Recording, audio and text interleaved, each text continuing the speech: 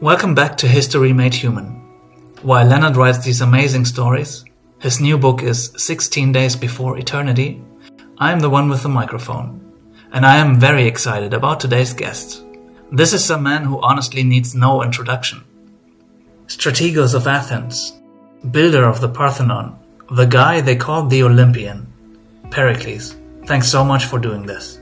Thank you for having me. I must say, this format is unusual. I have addressed the ecclesia, argued before juries, given orations over the dead. But sitting down like this, just talking, it is strangely intimate. No audience, no assembly, just a conversation. Yeah, I totally get that. So, I want to dive right in, if that's okay. I want to talk about one specific day, the trial of Aspasia, 432 BCE. Can you take me back to that morning? What do you actually remember? Polly, too much. I remember too much. The lamp. I kept refilling the oil because I could not sleep. The tiles were cold. I remember thinking, why are the tiles always so cold in that room? And then her voice behind me. You are still standing there. She always knew. She always... Sorry. You asked what I remember. I remember everything. Battles blur together. Treaties, negotiations, all fog. But that morning, I can still feel it. Here.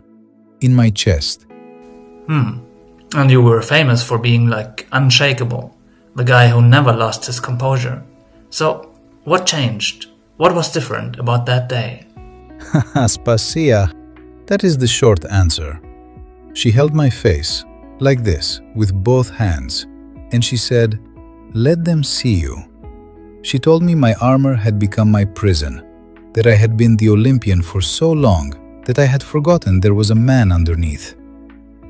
Malaka, she was right. She was always right. It was infuriating. I love that. I loved her for it, even when I wanted to throw something. So, you get to the Heliaia, the courtroom, and you wept in front of 500 jurors. Walk me through that moment. I had arguments prepared. Good ones. Precedents, legal points, all of it. And I started with those. The formal defense. Very proper, very strategos. And then I looked at her. She was sitting there, veiled, silent. She could not even speak in her own defense, you understand? The woman, a zeni, a foreigner. And I broke. 30 years of rhetoric, of control, of never giving my enemies the satisfaction. And I just came apart, in front of everyone. Wow. Some historians, I have seen what they write. Some say it was a tactic. Calculated tears. Very clever, this Pericles. It was not a tactic. I could not breathe. I could not lose her. That is the truth of it. Right. And do you regret it? Showing that vulnerability? Because in that culture that must have been... A disaster? Yes. The Olympian, crying like a boy in front of the demos? My enemies dined on it for years. But the tears saved her. The jury voted to acquit.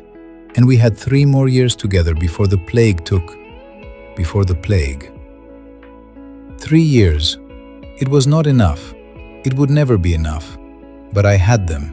Because I wept. So no regrets. The tears were the truest thing I ever did in that courtroom. That's beautiful. I have to ask, what happened to Aspasia after you were gone? You can ask me about my death. It is fine. I have had considerable time to make peace with it. She survived. She always survived. That was her gift. She found someone else eventually, another oikos, another life. She lived many more years in Hellas. I am told she spoke of me. I hope she did. Okay, last question.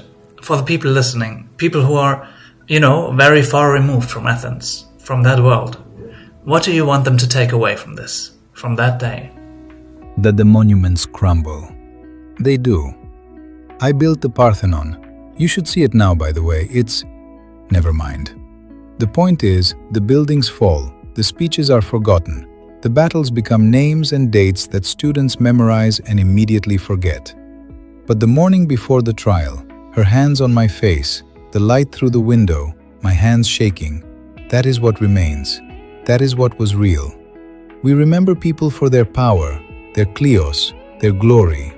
But that is not what makes us human. What makes us human is what we cannot bear to lose. That is what I would want them to understand. Pericles, this has been incredible. Thank you so much. Ευχαριστώ. It is strange, speaking of these things after so long. Strange, but good. Perhaps we do this again sometime, yes? I understand Archimedes is available.